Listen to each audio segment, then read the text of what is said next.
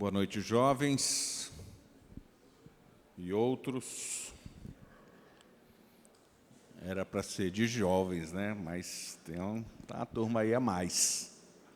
Faz parte aí. Deve ser o pessoal que trouxe, né?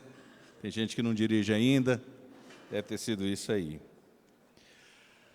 Então, eu queria que a gente pudesse abrir o Salmo 78, por favor. O versículo 1 até o 4. Na versão que eu tenho, fala assim: Meu povo, escute a minha lei, dê ouvidos às palavras da minha boca. Abrirei os meus lábios para proferir parábolas e publicarei enigmas dos tempos antigos. O que ouvimos e aprendemos, o que os nossos pais nos contaram, não encobriremos a seus filhos. Contaremos à geração vindoura os louvores do Senhor e o seu poder e as maravilhas que fez. O pessoal pediram para eu falar sobre legado. Aí eu falei, mas o pessoal é solteiro, como é que eu vou falar sobre legado? Solteiro ainda, tadinhos. Aí, sei lá, né? Vamos ver o que a gente faz aqui.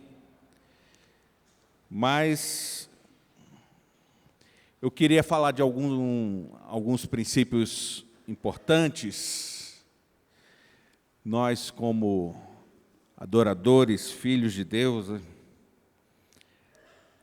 de fato, temos sido ensinados e temos experimentados e precisamos cada vez mais aprender e experimentar do Senhor para adorá-lo, para louvá-lo, para conhecer das suas maravilhas e transmitir às próximas gerações. Então, quando a gente faz uma aliança com Cristo, isso já não depende mais da idade, para a gente ter que transmitir um legado. Isso é necessário a gente ter experiências e marcar e ser marcado para poder transmitir o legado. Mas o que é legado, né? Primeiro, uma palavra que a gente ouve e também vê muito na Bíblia é geração.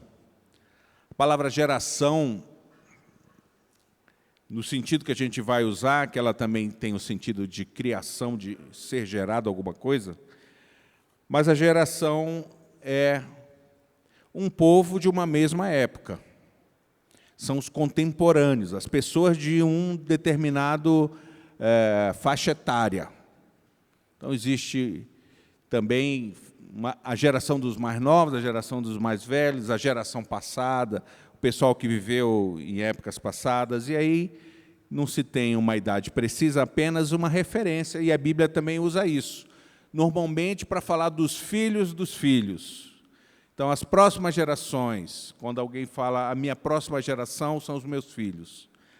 A geração próxima aos meus filhos são os meus netos. Então, geração tem muito na Bíblia, e esse salmo fala sobre isso, né, para a gente ter conteúdo de Deus, experiência de Deus, para transmitir às próximas gerações. Se a gente for ler o restante do salmo, ele vai falar dos netos, vai falar dos que vêm depois. Então, existe uma responsabilidade já colocada sobre nós em relação à transmissão de virtudes, de algo para próximas gerações.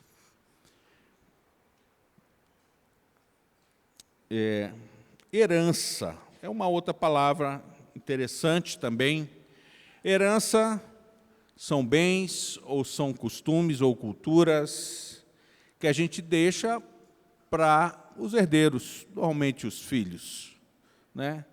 As pessoas da nossa família, E a herança, ela, algumas vezes, no caso de bens, você, querendo ou não, você acaba deixando, muitas vezes, culturas, costumes, hábitos, você pode passar aquilo. E também bens, dívidas, coisas boas, coisas ruins, também você pode passar nessa herança. Problema de saúde, pode ser que você consiga passar dessa herança também, olha só que legal. Mas a gente quer falar do legado, e o legado seriam valores, seria aquilo que foi confiado a nós, né?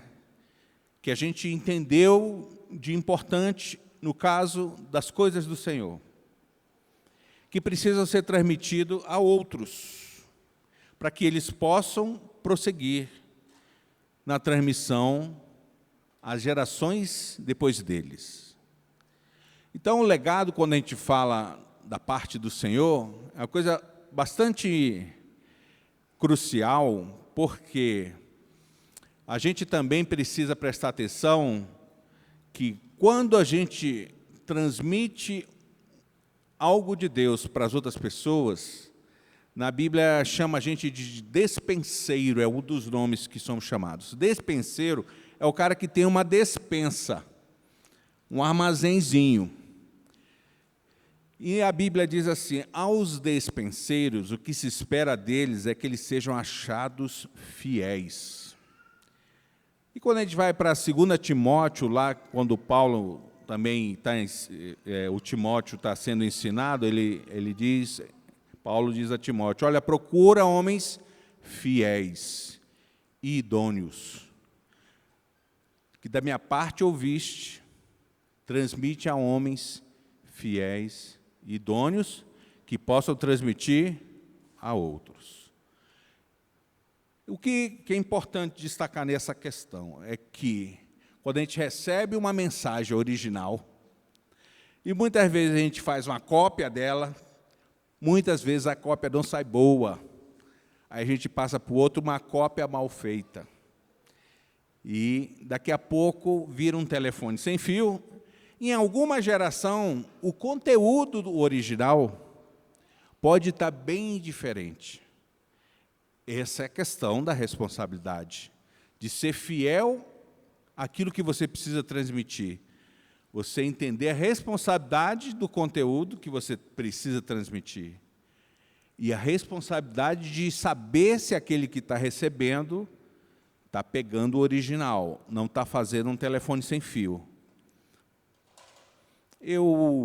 Alguns não me conhecem, eu congregava com o Fernando desde os 14 anos de idade meus 14 anos, eu estava com o Fernando aqui no grupo, não no prédio que não existia. Então, a gente teve uma geração de solteiros, adolescentes, e converti nesse período. E aí, hoje, a gente vê vários dos irmãos que pregaram para a gente, com 80 anos, outros até com mais idade. Alguns que vocês conhecem, o Vince, né, que nos auxilia aqui em Brasília, o Marcos, o Mário, outros irmãos, já estão nos 70. E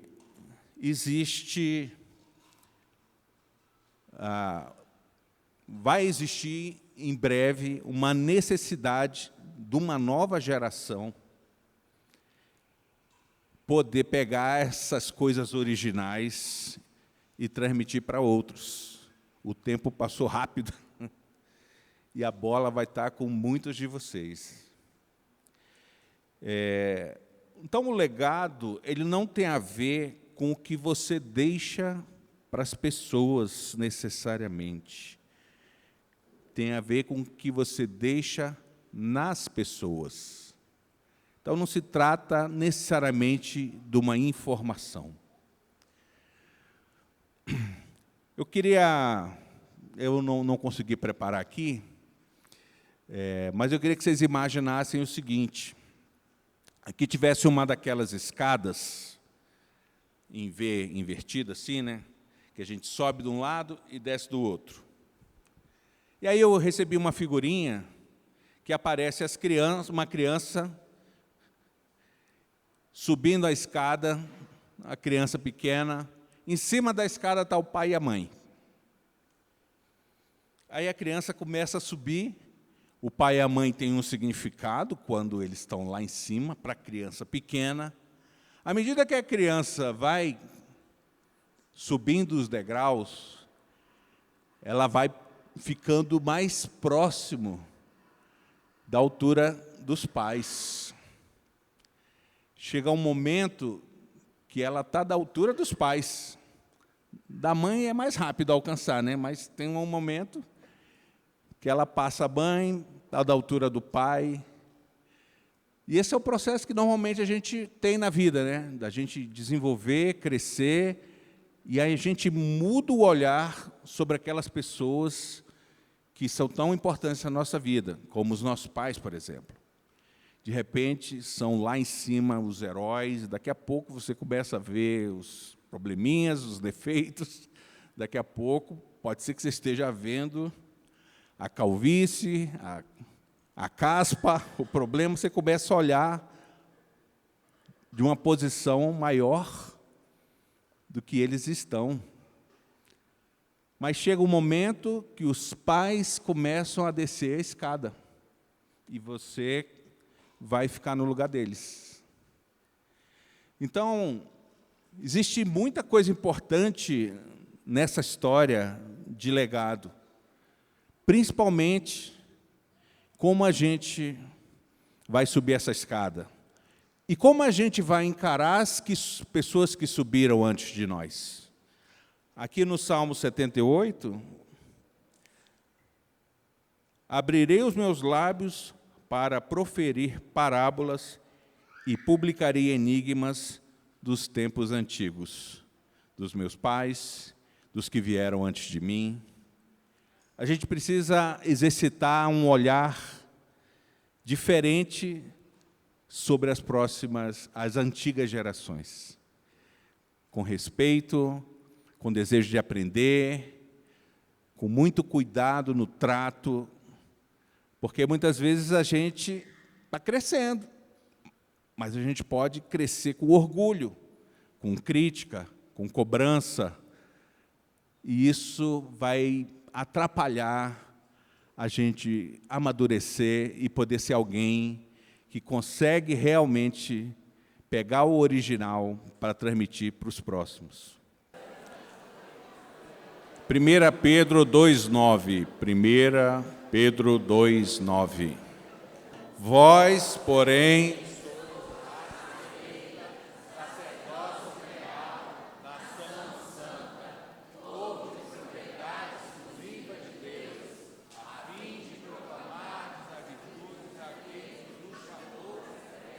para a sua. Então, um belo dia nós descobrimos que Jesus era um grande tesouro, e nós descobrimos que a gente não valia nada. E fizemos uma aliança, creio que quase todos aqui, com o Senhor. Aí Ele nos chama para aprender, viver e transmitir o legado dele. Esse é o legado de Jesus. A gente aprender as virtudes, viver, ser transformado e transmitir as virtudes. Esse é o legado que Jesus deixou para nós, então nós agora precisamos deixar para outros. Mas uma das primeiras tarefas, Jesus, em um determinado momento, chegou para os discípulos e falou assim: que dizem os homens que eu sou? E aí eles falaram: um fala que você é isso, você é aquilo, aquilo outro. Mas é uma boa pergunta para a gente pensar. Que será que as pessoas dizem que eu sou? Pensa, que será que os seus colegas de trabalho da escola dizem que você é? que será que seus pais dizem que você é? O que será que o seu discipulador diz que você é? Importante a gente tentar descobrir qual é a imagem que estamos passando para as pessoas, porque nós temos uma responsabilidade de transmitir um legado, de transmitir uma virtude. De quem? De Jesus. Precisamos, então, buscar, relacionar com Ele, aprender dEle, quebrantar, para que Ele nos transforme, para que a gente venha a ser semelhante a Ele, e isso possa ser visível. As pessoas, então, vão ver algo e vão poder falar sobre você. Então, aquilo que você tem de informação, de conceito sobre você é pouco, não é muito suficiente. É muito importante você tentar perceber quem as pessoas desenham quando vão desenhar você. Como elas te desenham? Qual é o testemunho? Qual é a sua marca quando alguém vai falar de você? Essa é a primeira lição quando a gente está falando do legado. Uma outra coisa que é importante a gente tentar descobrir, quando outras pessoas falam a seu respeito, elas têm que dar uma disfarçada para te proteger, porque você dá uma vacilada aqui, uma vacilada ali, fala um negócio inadequado aqui, outras coisinhas lá, elas têm que dar uma protegida em você, ou elas têm um testemunho bom para falar de você. Não vai precisar de advogado, no seu caso. Você é uma pessoa que se preocupa em colocar os outros para cima, servir as pessoas, demonstrar carinho, ter um excelente ouvido, ou você só tem uma excelente boca? Então, talvez a gente precise, nesse primeiro momento, antes da gente ir para o legado, entender a importância da gente saber quem temos sido e pedir a Deus e à igreja nos ajudar a sermos transformados naquilo que Ele quer que a gente seja. Não estou falando de personalidade, estou falando de testemunho. Então, é uma das coisas mais importantes que a gente vai poder deixar como legado. Uma outra coisa importante é que isso pode, muitas vezes, demonstrar como está a nossa musculatura espiritual. Talvez a gente esteja precisando de ajuda para ter uma musculatura espiritual melhor. Talvez a gente esteja relacionando pouco com o Senhor, esteja relacionando pouco com os irmãos, a gente seja só frequentador de reunião, e não foi para isso que você foi contratado. É muito importante a gente entender por que fomos chamados, para que fomos chamados, e o que o Senhor quer construir a partir de nós. Alguém tem Bíblia, revista e corrigida ou revista atualizada em papel aí? Alguém pode me dizer qual é o nome do cara que traduziu? A Bíblia, revista e corrigida, qual é o nome? Como é o nome do cara aí? João Ferreira de Almeida.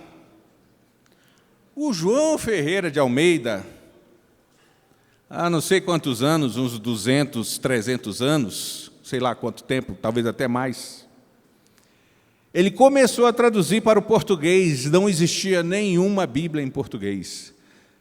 Sabe quantos anos o rapaz tinha? 16 anos. E sabe quantas pessoas tinham na equipe dele? Ninguém, só ele. Eu tenho um cara, gente boa, chama Luiz Saião. Ele é um teólogo e ele foi um dos que coordenou a tradução da Nova Versão Internacional. Ele coordenou, mas tinha assim, umas 20 pessoas, computador, e levou um tempão, né? Agora imagine o João Ferreira de Almeida sozinho, viajando de canoa e tentando aprender como traduzir a Bíblia toda. Impressionante. Mas eu não queria destacar o que ele fez, mas com que idade ele fez. Então, essa questão do legado, como é importantíssimo você ser destaque na sua geração. Quantos de vocês têm que ser destaque? Todos. Porque o Senhor chamou cada um para poder ser um operoso praticante, para poder ser um testemunho do Senhor Jesus. Então, isso vai exigir de nós sacrifícios. Isso vai exigir de nós temos aí uma carreira para correr, tem muita coisa para ralar. Essa tem que ser uma das marcas, principalmente de vocês solteiros, né? Tem um pessoal solteiro que ainda consegue pular, correr, tem outros que já estão quase aposentados, mas há esperança para vocês, né? Mas o Senhor chamou principalmente vocês para irem mais longe do que a geração atual. Quando a palavra fala que os filhos são como flechas na mão do arqueiro, uma das coisas que vai acontecer é que elas vão mais longe do que o arqueiro. Então, geração, o Senhor espera que vocês tenham uma preparação, um condicionamento, uma musculatura em forma, em dia, crescendo, melhorando, para poder ir mais longe. Essa responsabilidade, não quero nem saber se você... Quantos anos você tem? 4? Não quero nem saber, tu vai ter que ralar, entendeu? Beleza. Vai ter que ralar. Começa a ler a Bíblia, memorizar, pregar o Evangelho, tá bom? Fechou. Então, amados, a sua idade não pode ser um impedimento para você proclamar as virtudes, demonstrar as virtudes, visitar os irmãos, abençoar os irmãos, orar pelos irmãos, proclamar o Evangelho, dar um testemunho de Cristo.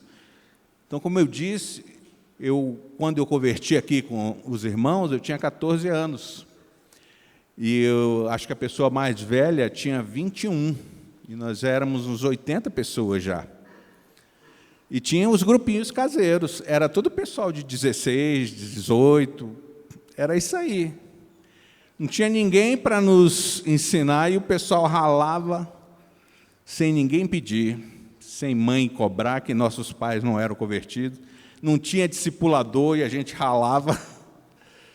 Esse mesmo sentimento possa ser gerado na vida de vocês, para que os que estavam aqui queiram ser igual a vocês. Os adolescentes queiram ser igual a vocês. Então, algumas dicas, né?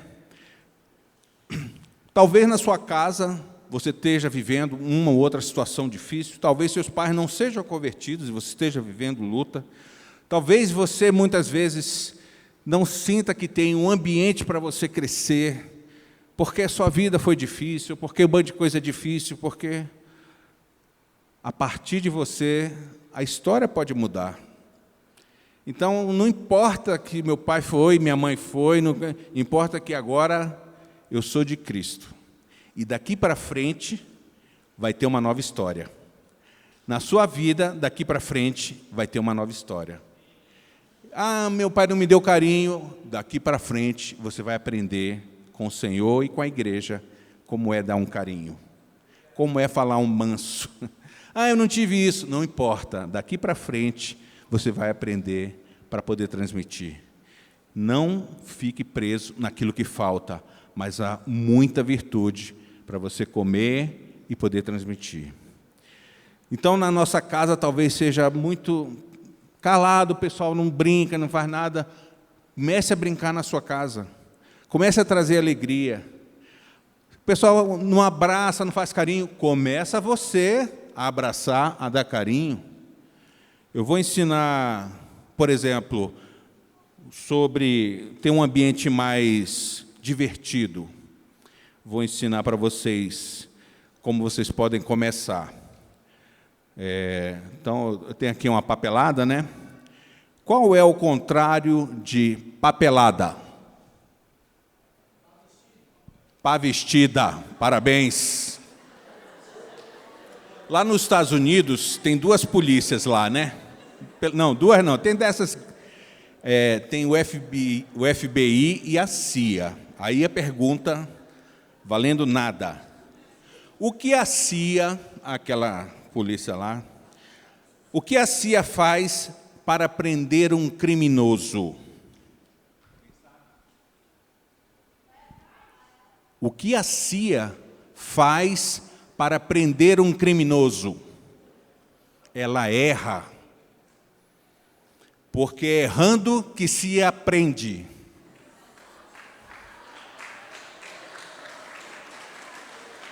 Viu? Você já pode usar isso na sua casa. Vai ser revolucionário.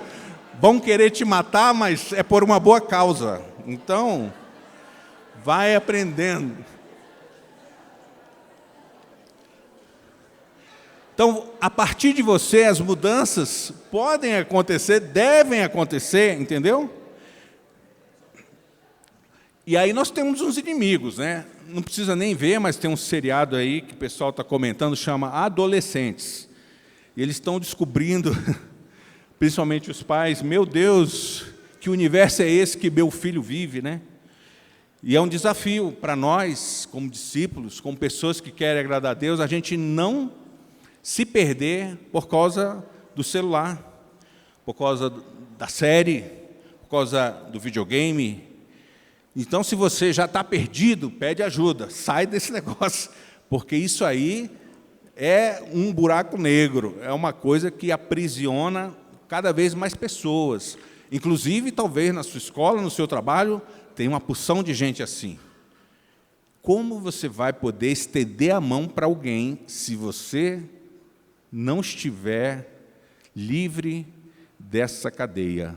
Não vai conseguir. Então, você precisa desenvolver, precisa entender aquilo que te prende, se desembaraçar de todas essas coisas para correr a carreira que está proposta.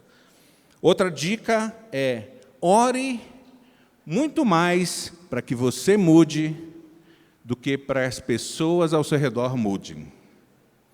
Ore para que você mude. Ah, minha mãe é chata, meu irmão é chato, meu discipulador é terrível. Ore para que você mude. Jesus, me muda. Você vai experimentar muita coisa virtuosa. Busque companhia e faça companhia. Não ande só. Não ande só relacionando com a tela. Não, eu estou junto direto, inclusive meu discipulador é lá dos Estados Unidos, a gente, né? Precisa haver convivência entre os irmãos. Não adianta haver só reunião entre os irmãos. Então, não fique só. Busque conviver, estar junto, tomar café, almoçar, fazer compra juntos, visitar alguém em algum lugar, nos hospitais, pessoas que estão aí abandonadas em rua e tantas outras ações. Tenha ações, não fique em casa. Acabou a pandemia, pode sair de casa já está podendo. Então, faça companhia, busque companhia. Quando estiver muito atarefado, aí tudo bem, faça um grupinho de oração, pode ser por vídeo, pode ser por WhatsApp, é 10 minutinhos, é 15 minutinhos. Tenha uma rotina semanal, onde caibam vários irmãos nela. Tenha uma rotina. Inclua pessoas na sua semana para você conviver, para você orar, para você estar perto. As coisas que o legado proporciona, que amanhã terão lembrança, são as coisas que foram feitas quando nós estávamos juntos. Aquilo que marca é aquilo que a gente fez junto. Aquilo que a gente fez sozinho não é suficiente para a gente passar para as próximas gerações, para a gente trazer nas lembranças, não é muito suficiente, mas aquilo que a gente alcançou juntos, que a gente desenvolveu junto com outro irmão, outra pessoa, é fundamental para que o legado pegue conforme o original. Menos lanchonetes e mais casas. Menos restaurantes e mais casas. Não tem problema, pode ir para o restaurante, gasta o dinheiro lá, não tem problema. Mas estejam à mesa juntos, compartilhem refeições, compartilhem um café da manhã junto. Tenham uma frequência de fazer isso, porque aí quando vocês casarem, aqueles meia dúzia que pensam nisso, quando vocês casarem, vocês já avançaram nessa escada.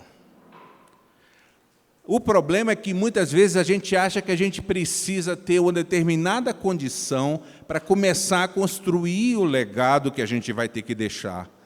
Não, ele começa desde pequeno.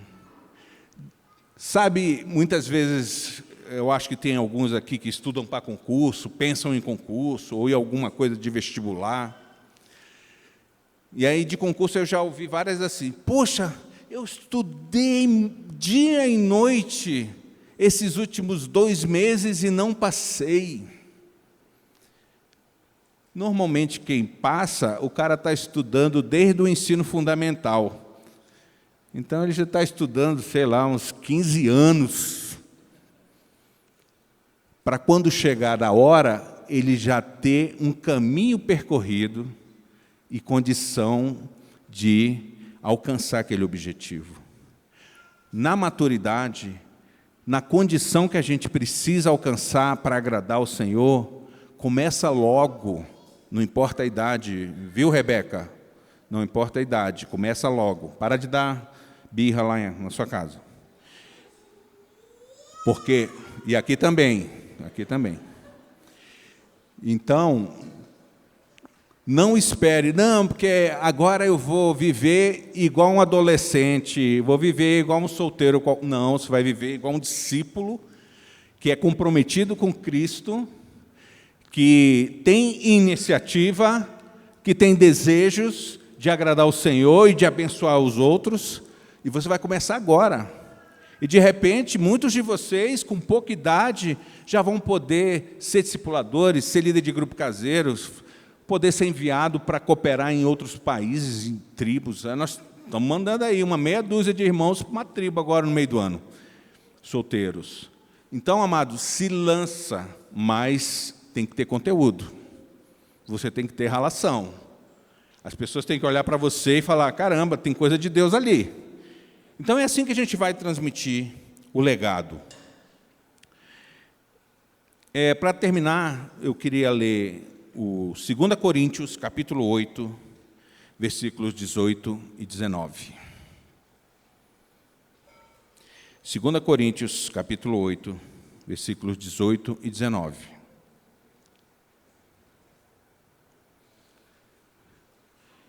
Então, a igreja tem muitas necessidades.